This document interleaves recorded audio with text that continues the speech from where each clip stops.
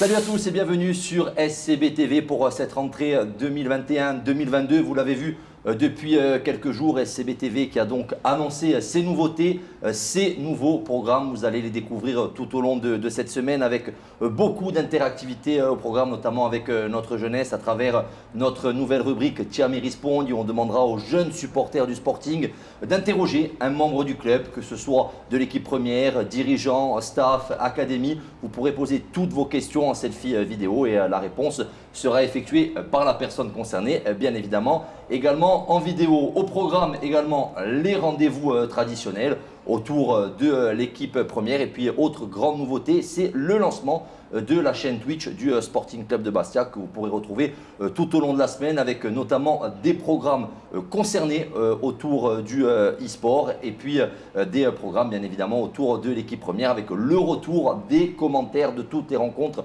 du Sporting Club de Bastia, le retour de SCB Radio sur un format différent. Vous le verrez, vous le découvrirez lors de la rencontre face à Caen. Et puis bien évidemment, vous en avez pris l'habitude, chaque semaine, un gros plan sur la jeunesse du Sporting à travers l'académie. Et c'est tout naturellement que l'on va débuter avec le futur du Sporting Club de Bastia. C'est l'académie du Sporting, l'académie sur laquelle nous allons effectuer un gros plan aujourd'hui en compagnie de 4 invités. Marc-Antoine Louca qui est avec nous, le président de l'association Sporting Club de Bastia.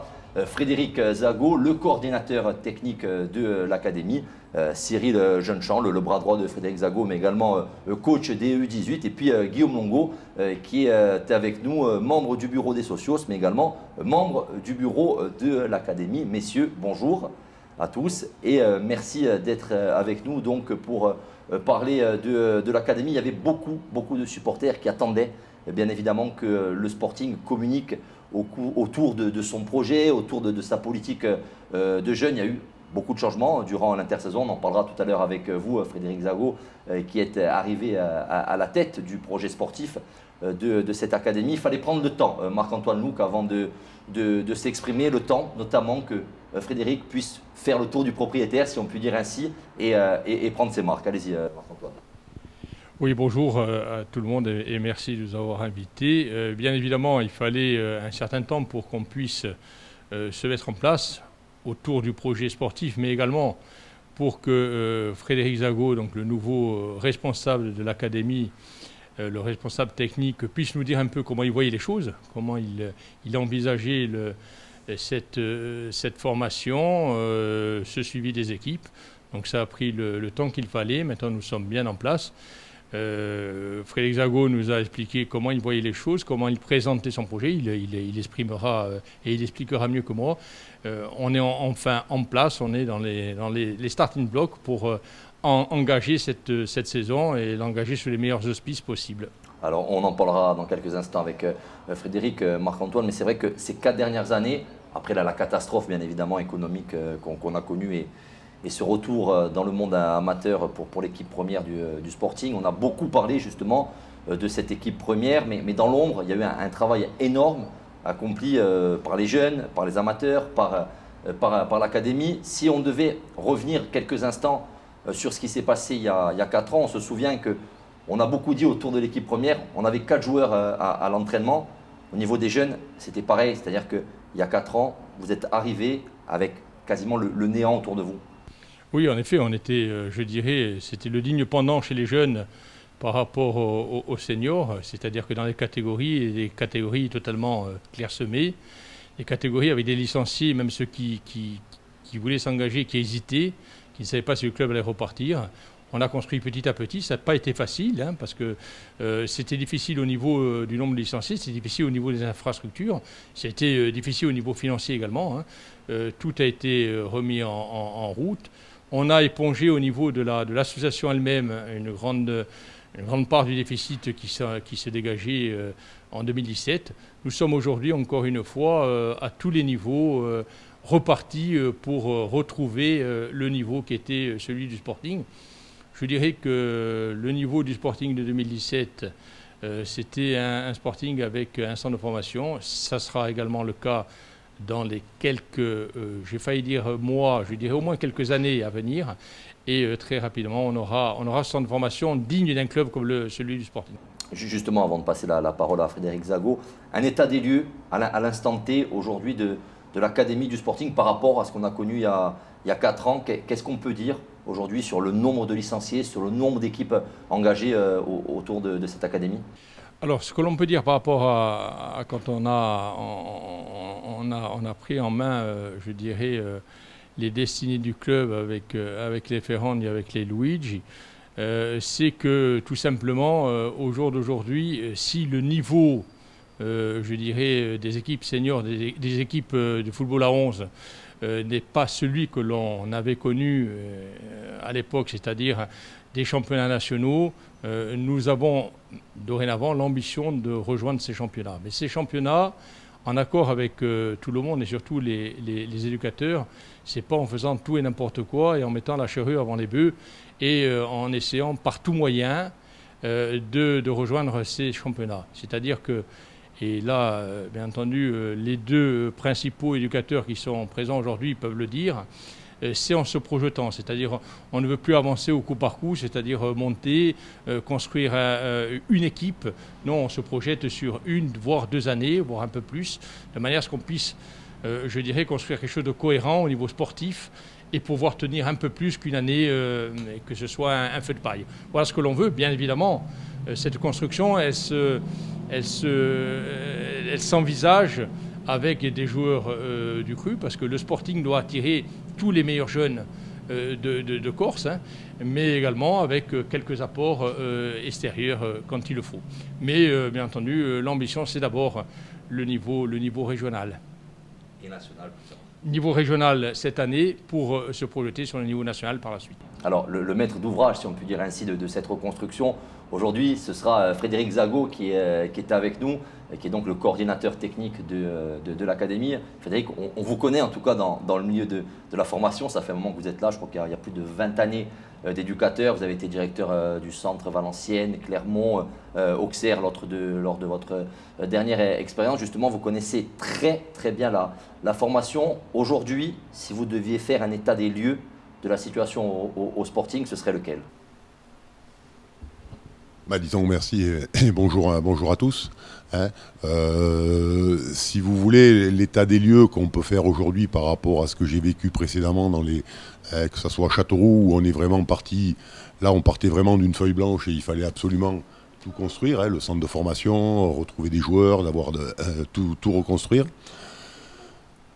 À Valenciennes, c'était différent parce qu'en fin de compte, quand je suis arrivé, les structures étaient déjà là. Il fallait mener le projet sportif. Hein, et à Clermont, les structures étaient là en place. Il fallait mener le projet sportif. Donc en fin de compte, à Clermont, Pascal Gastien avait fait un petit peu le boulot avant. Donc moi, je me suis attaché un peu à construire ça. Mais bon, je ne suis pas resté suffisamment longtemps pour pouvoir en profiter et l'exploiter.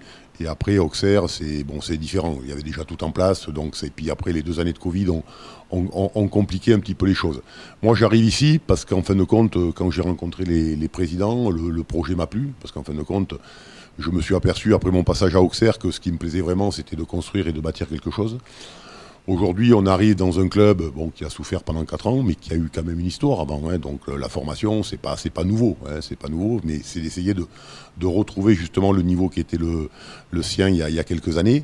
Donc aujourd'hui, le constat qu'on peut faire, c'est que en termes d'éducateurs, hein, moi je suis pas surpris, hein, mais enchanté de la valeur des éducateurs et surtout l'implication qu'ils ont pour le club et tout ce qu'ils sont prêts à faire. Hein. Donc je pense que la base d'éducateurs, elle est là. Les joueurs, je pense qu'on a un potentiel joueur qui n'est pas inintéressant. Hein. Donc après, c'est de construire au niveau de l'école de foot parce que je pars du principe que nos gamins et nos jeunes et nos futurs pros sont dans notre école de foot. Hein. Donc ça, c'est intéressant. Après, la structure, hein, donc après c'est les terrains. Aujourd'hui on a quand même la chance, on s'entraîne sur un terrain qui est tout à fait, à mon sens, tout à fait correct, mais qui n'est pas encore à nous. Hein, donc c'est vrai que le développement du centre de formation passe par les structures, hein, et puis d'avoir des structures là. Donc en fin de compte, on ne part pas de si loin que ça, hein, parce qu'en fin de compte, on n'a pas à reconstruire une équipe d'éducateurs, on n'a pas à aller chercher 50 joueurs. Hein. Après, L'idée, c'est un peu de structurer, hein, parce qu'en fin de compte, pendant ces quelques années, on va dire, compliquées, chaque éducateur a été un peu livré à eux-mêmes. Ils ont fait ce qu'ils ont pu avec les moyens qu'ils avaient, avec les joueurs qu'ils avaient. Donc maintenant, l'idée, c'est de structurer tout ça, parce que je pense du principe que on doit construire par la base, donc notre école de foot, développer notre école de foot, leur proposer un vrai projet, mais surtout le projet qui est commun à tout le club. Ça veut dire que de la réserve jusqu'au U6, on va travailler tous de la même façon, avec des exigences forcément différentes en fonction des catégories. Mais l'idée, c'est ça, c'est de concerner tout le monde. Je pense que il y a vraiment des choses intéressantes à faire. Alors après, il faut un peu de temps, quoi. Vous l'avez dit, il y a une base qui est là, parce que pendant 4 ans, bien évidemment, il y a eu du travail, et beaucoup de travail qui a été effectué. Cyril Jeunechamp, vous êtes là depuis la saison dernière. Vous êtes justement dans cette continuité de ce qui a pu être développé et entamé par le passé. L'objectif, c'est de continuer sur ce qui a été fait, d'amplifier le travail. Oui, c'est exactement ça, c'est de faire progresser les petits. Après, voilà, comme l'a dit Fred, je crois qu'on a quand même la chance d'avoir des petits qui sont vachement investis. C'est-à-dire que d'avoir déjà cette base-là, pour nous, éducateurs, c'est très important, voire primordial. Donc à partir de là, à partir de cette envie et de cet engouement qu'il y a autour du sporting, notre rôle, c'est de pouvoir les faire progresser. Bien sûr qu'on a des objectifs à atteindre, mais je crois qu'il ne faut pas qu'ils se mettent la pression sur les objectifs. D'abord, c'est de faire progresser les petits, et après on verra si on arrive au niveau qui doit être le nôtre. Mais voilà, éviter de leur mettre cette pression-là, sinon je pense que ça va leur donner un frein à leur progression.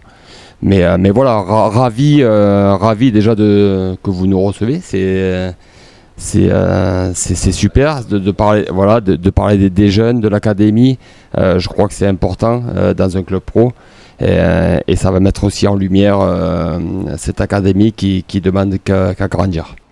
Alors, quand on a préparé cette émission, quand on a commencé un petit peu à discuter, on a eu beaucoup de questions de supporters, et il y en a 2 qui sont revenus avec insistance. On en parlera tout à l'heure avec vous, Marc-Antoine, mais il y en a une autre pour vous, Guillaume Longo, qui fait partie, donc on le disait tout à l'heure, du bureau des socios.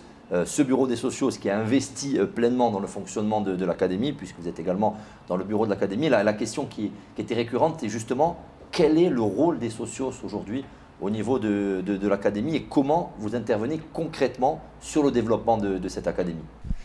Alors, très bien. Effectivement, donc j'ai la chance d'être l'un des 2 représentants des socios au sein du conseil d'administration de l'association Sporting Club Bastiais, qui s'occupe plus particulièrement de l'académie. Donc le deuxième, c'est Paul-Michel Dallet. Alors nous, notre rôle, je pense qu'il peut se déterminer sur 4 axes. On a d'abord une aide humaine, parce que physiquement, Paul-Michel et moi-même, nous siégeons régulièrement lors des diverses réunions du conseil d'administration, lors des diverses réunions qui peuvent être organisées. Nous avons aussi une aide, on va dire, logistique et matérielle, qui permet à chaque fois qu'on peut rendre service, qu'on peut aider, on fait en sorte d'être toujours disponible et de répondre présent. Puis nous également, par l'intermédiaire de l'association Socios Étoile Club Bastiais, on a une aide financière qui nous permet d'aider le club dans ce qui est pour nous, je dirais, notre créneau depuis notre existence, depuis ce qui est notre raison d'être, à vrai dire, à savoir investir sur la structuration, la formation, pour pouvoir enfin doter le club d'infrastructures dignes du prestige qu'il a pu avoir et qu'il va retrouver très prochainement. Donc voilà, nous on intervient de cette manière-là, et on peut dire que notre investissement, il est pratiquement quotidien et sans faille, à vrai dire, parce que on est très régulièrement sollicité, et autant que possible, on répond toujours par la positive aux sollicitations. L'autre grande question, Marc-Antoine, qui revient, c'est pourquoi aujourd'hui que le Sporting Club de Bastia a retrouvé le monde professionnel, n'y a-t-il toujours pas de centre de formation à proprement parler au Sporting? Pourquoi parle-t-on toujours d'académie? Là, il est important de préciser un petit peu les choses, parce qu'il y a tout un montage administratif à mettre en place, au-delà, bien évidemment, du travail sportif. Mais c'est vrai qu'il faudrait peut-être un petit peu préciser pour nos supporters comment ça va se passer dans les prochains mois et même les prochaines années. Alors, comment ça se passe? Et déjà, pourquoi il n'y a pas de centre de formation jusqu'à présent? C'est parce qu'il faut atteindre le monde professionnel pour pouvoir postuler, pour pouvoir solliciter la création d'un centre de formation. Il y a également parce que, et ça rejoint ce qu'on a dit jusqu'à présent, c'est parce qu'on part à ce niveau-là, au niveau des infrastructures, à zéro, puisqu'on n'a plus le bâtiment qu'avait l'ancienne, je dirais, l'ancienne équipe avant la chute, qui était ce bâtiment qui était proche du stade à Manchèse.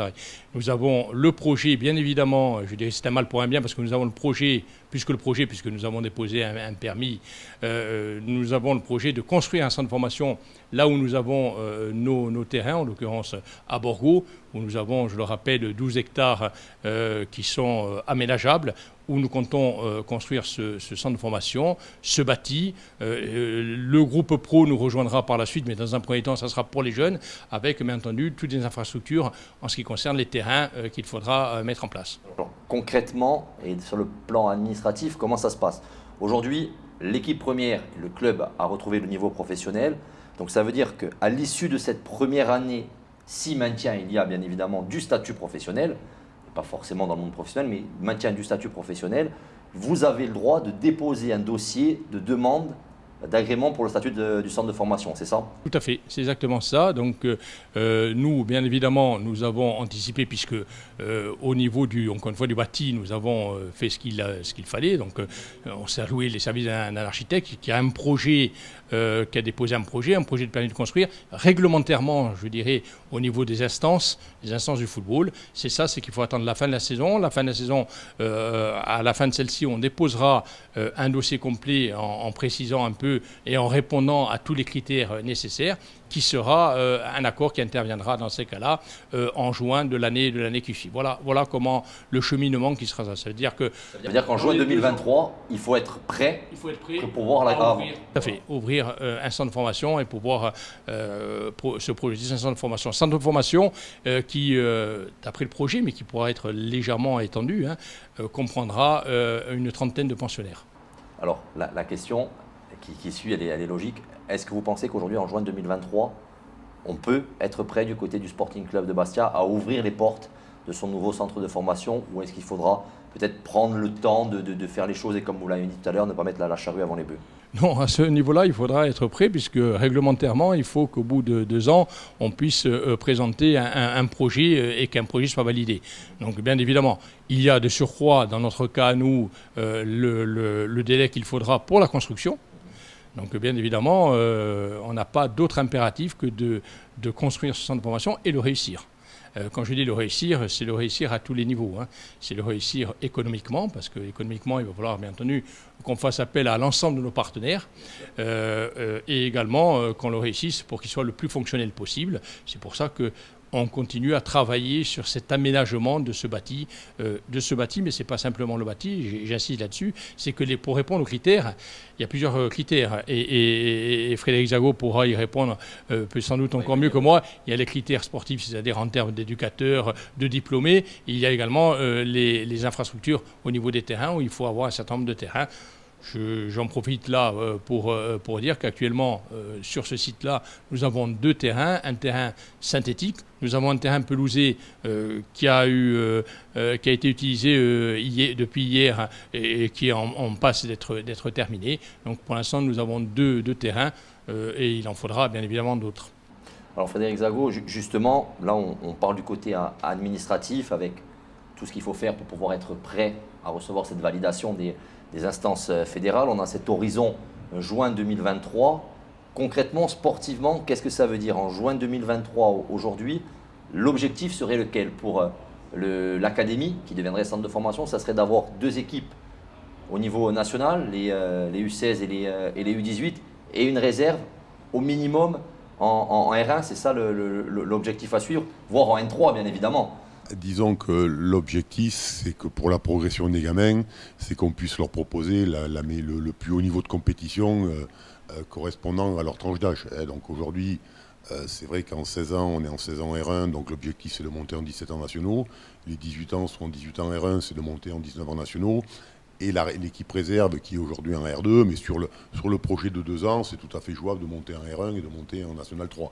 Je pense qu'après, un centre de formation au Sporting se doit d'avoir une équipe de 17 ans, une équipe de 19 ans et une équipe de nationale. Il faut qu'on puisse proposer à nos gamins une compétition adaptée, puis après d'avoir, on va dire, sur les 2 générations, et continuer à avoir nos 16 ans R1 et nos 18 ans R1, justement pour préparer nos gamins au niveau national. Donc ça, en termes, on va dire, de compétition et de championnat, c'est ce qu'il faudrait. Après, il ne faut pas non plus aller trop vite, quoi. Je veux dire, au bout d'un moment, si on doit monter pour redescendre l'année prochaine parce qu'on n'a pas le potentiel joueur, je pense qu'il ne faut pas faire n'importe quoi. Je pense qu'on est dans un projet de formation. La formation, c'est du temps.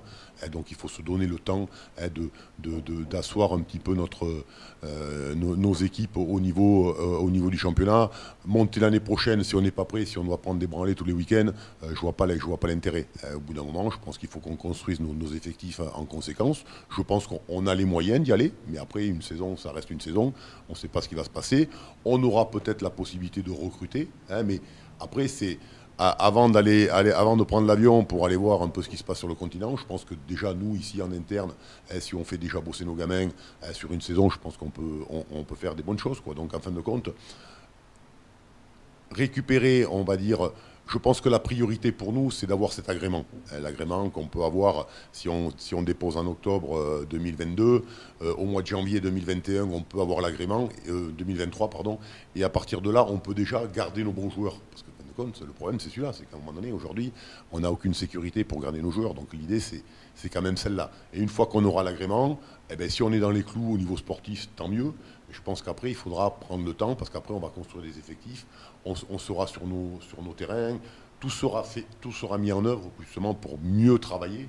Et à partir de là, le jeu et nos équipes en bénéficieront. Mais voilà, pour moi, l'objectif, c'est d'avoir quand même cet agrément. Et cet agrément va nous ouvrir un peu les portes, va nous laisser un peu de l'est pour justement préparer l'avenir.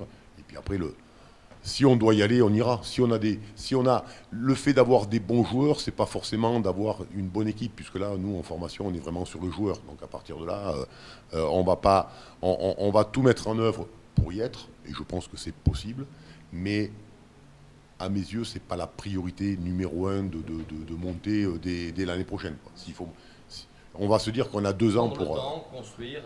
La formation, c'est ça. C'est à un moment donné, voilà, parce que si on monte, imaginez, on monte l'année prochaine, mais qu'en 2023 on redescende, c'est pas le but. Je préfère qu'on y aille doucement, mais sûrement, mais avoir les capacités de s'installer dans ces championnats-là et ne pas être obligé de faire de la championnite. Voilà, faire de la formation, privilégier le jeu. Donc ça demande un certain confort, mais qu'on peut avoir. Il suffit de travailler toute la saison, il n'y a pas de souci particulier. On va voir. On vous le souhaite en tout cas. Cyril, on sait que le Sporting, aujourd'hui, s'il se projette, en tout cas on parle de l'équipe première, aura forcément besoin dans un avenir proche de joueurs issus du centre de formation. Ce sera l'un des piliers de la politique, bien évidemment, d'un club comme le Sporting Club de Bastia. Il y a énormément d'attentes également au niveau des supporters qui voudraient voir des jeunes sortir du club. Vous, lorsque vous avez évolué en professionnel avec cette équipe du Sporting Club de Bastia, vous étiez sur une période où il n'y avait pas véritablement de jeunes issus du centre. Par la suite, le Sporting a pu s'appuyer sur certaines valeurs justement historiques du centre de formation. Aujourd'hui, pour récolter les fruits du travail et voir peut-être des jeunes monter en équipe première, il faut combien de temps selon vous? Après, on est dans la même vision des choses, que ce soit avec Fred ou avec les dirigeants, c'est-à-dire que on ne va pas être jugé sur le résultat de l'équipe, parce qu'on est là pour former des joueurs. On est là pour former des joueurs qui sont susceptibles d'arriver en équipe première. Après, tout dépend des âges et la catégorie qu'on a, mais il ne faut pas qu'on se focalise sur cet objectif d'équipe. Comme il a dit Fred, si on doit monter et que l'année prochaine, on se retrouve avec une génération où c'est pour prendre des roustes toute l'année, c'est pas le but. Le but, c'est d'avoir des générations, mais pas que la nôtre, les générations précédentes, et qui sont de qualité, pour pouvoir justement se maintenir au niveau national. Mais je crois qu'il faut pas qu'on rêve. C'est-à-dire que, bien sûr, qu'on aimerait que l'année prochaine, l'équipe de Fred monte, que la mienne monte, que Olivier monte, et que Mais je crois qu'aujourd'hui, on n'est pas en mesure de pouvoir assumer ce statut des 3 équipes nationales.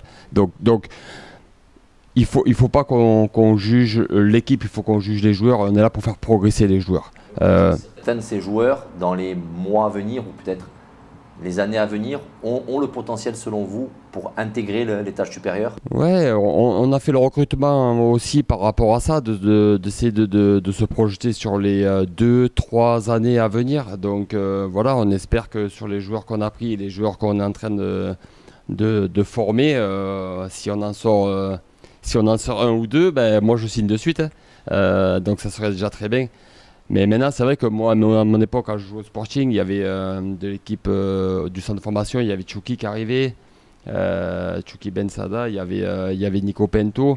Donc voilà, il y a quand même cette formation qui est ancrée au Sporting. De toute façon, c'est la base, c'est le socle du club, hein. Il faut qu'on arrive à retrouver ça parce qu'on est un club où on ne peut pas se permettre d'acheter des joueurs 10 millions, 15 millions, 20 millions. Voilà.